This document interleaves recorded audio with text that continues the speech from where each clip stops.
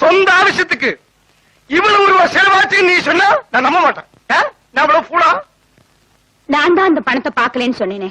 5000 10,000 பரவாயில்லை, இது லட்சம் ரூபாயாக்கும். அது எங்க போச்சு? உனக்கு தெரியாம அந்த ரூபாய் இந்த வீட்டுல எங்க போச்சு? எனக்கு தெரியாது. அப்படின்னா எனக்கு தெரியும்.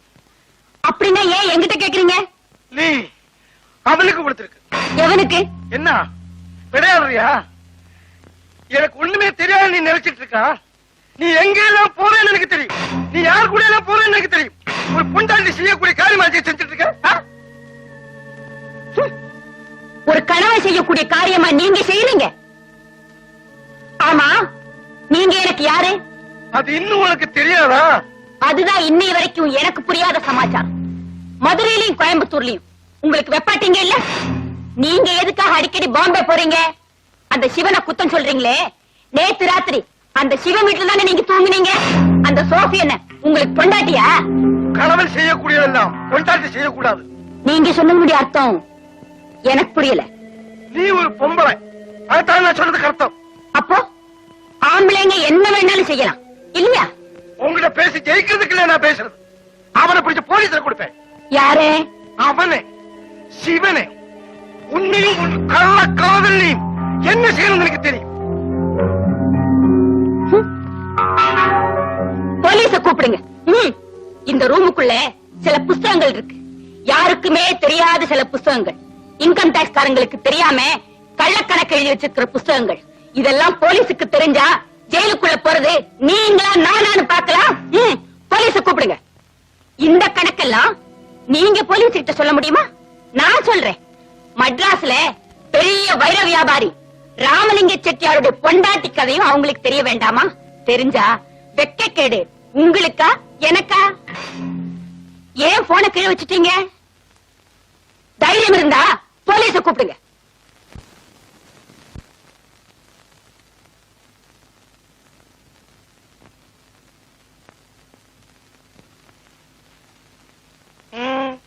என்ன வேணும்?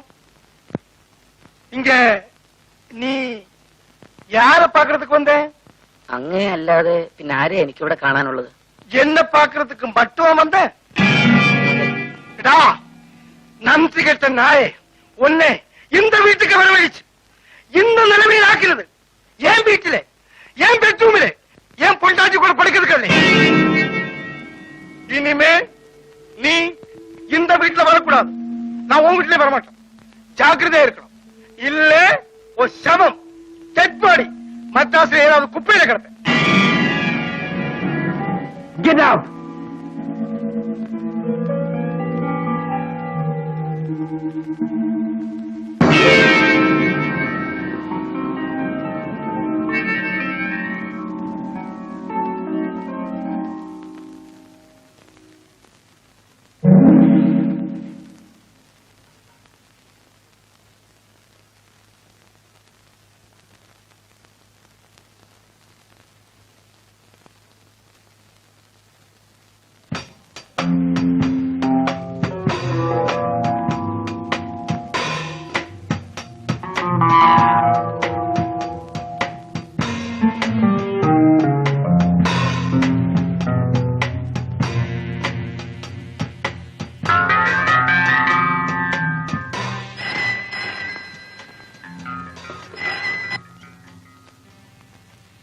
ஹலோ, ஆமாங்க, நான் கமலம்மா பேசுறேன்.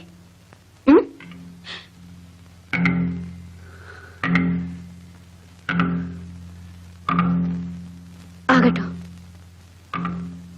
சரி, ஆகட்டும், அப்படியே செய்றேன். சரி.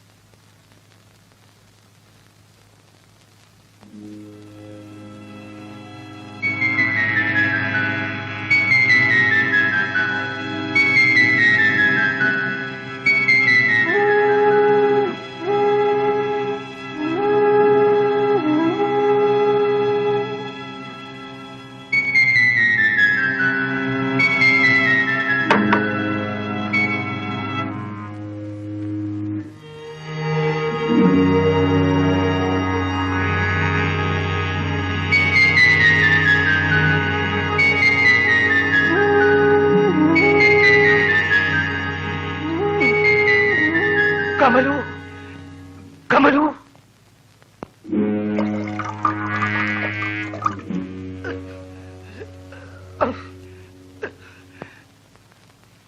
കമലു, കമലു, കമലു, കമലു, നെഞ്ചു വലിക്കുന്നപ്പ അമ്മ, അമ്മ, കമലു.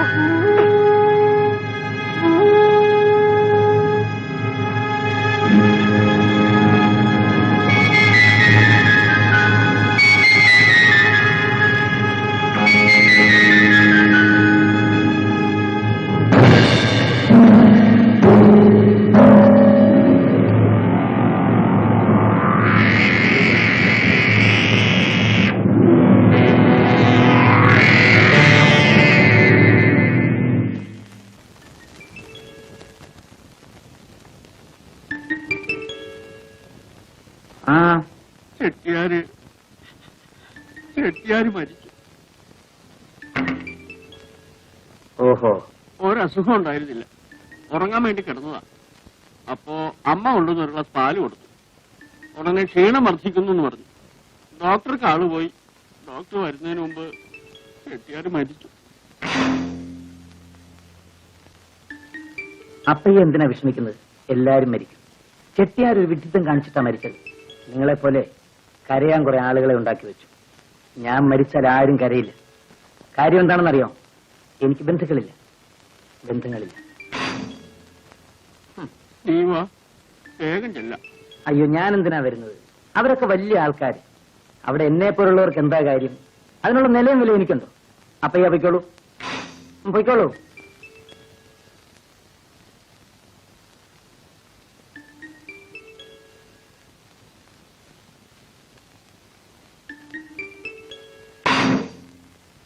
കഷ്ടമായി പോയി ശിവേട്ട.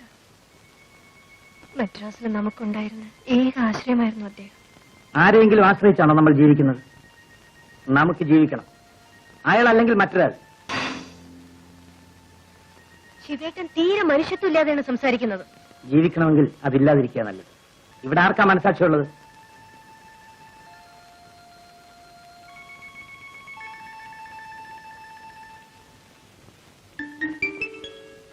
ശിവേട്ടൻ അവിടം വരെ ഒന്ന് പോകുന്നില്ലേ? പോകണം, പോകും.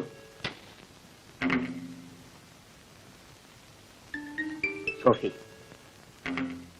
എന്താ ശിവേട്ട? നിന്നോടൊരു കാര്യം പറയാനുണ്ട്. അത് കേൾക്കുമ്പോൾ സോഫി ഞെട്ടരുത്, വിഷമിക്കരുത്, വേദനിക്കരുത്. എനിക്കൊന്നും മനസ്സിലാവുന്നില്ല. നമ്മൾ എവിടെ വെച്ച് കണ്ടുമുട്ടിയെന്ന് എനിക്കറിയാം.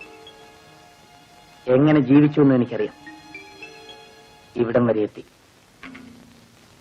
രുക്മിണിയിൽ നിന്നാണ് എന്റെ വളർച്ച ആരംഭിച്ചത്. അതിനാക്കം കൂട്ടിയത് നീയാണ്. എനിക്ക് നിന്നോട് നന്ദിയും കടപ്പാടും സ്നേഹവും ഉണ്ടായിരിക്കണമെന്ന് നീ ആശിക്കരുത്. നമ്മൾ ഇവിടെ വെച്ച് പിരിയുകയാണ്. രുക്മിണിയും അന്ന് ഇങ്ങനെയാ വിളിച്ചത്. ചെട്ടിയാര് മരിക്കുന്നതുവരെ നീ എന്റെ കൂടെ ജീവിക്കേണ്ടത് എന്റെ ഒരു ആവശ്യമായിരുന്നു. ശിവേട്ടനിൽ നിന്ന് ഞാനിത് പ്രതീക്ഷിച്ചില്ല. സോഫി, നിനക്കൊന്നും തോന്നരുത്. രുക്മിണിയുടെ വളർച്ച അവസാനിച്ചപ്പോ അവളുമായി ഞാൻ കണക്ക് പറഞ്ഞു പിരിഞ്ഞു. നിന്റെയും വളർച്ച അവസാനിച്ചു. എന്റെ വളർച്ച ആരംഭിച്ചിട്ടേ ഉള്ളൂ. ഇനി നമ്മൾ ഒരുമിച്ച് ജീവിക്കുന്നത് എനിക്കും നിനക്കും ബുദ്ധിമുട്ടായിരിക്കും. ശിവേട്ടനെ വിശ്വസിച്ചാണ് ശിവേട്ടൻ പറയുന്നത് എന്ത് ഞാൻ ചെയ്തത്. ശിവേട്ടൻ എന്നെ ഉപേക്ഷിച്ച ഞാൻ എങ്ങോട്ട് പോകും? എങ്ങനെ ജീവിക്കും? ഇതേ ചോദ്യം രുക്മിണിയും ചോദിച്ചത്. അവള് പോയില്ലേ? അവള് ജീവിക്കുന്നില്ലേ? അതുപോലെ നീയും ജീവിക്കും. ഈ വീട്ടിൽ നിന്ന് നിനക്ക് എന്ത് വേണമെങ്കിലും എടുക്കാം. നീ ചോദിക്കുന്ന എന്തും തരാം. പക്ഷേ എന്നെ മാത്രം ചോദിക്കരുത്. രുക്മിണി ഇറങ്ങിപ്പോയ വാതിൽ തുറന്നു കിടക്കുകയാണ്. നിനക്കും അത് തന്നെയാണ് വഴി.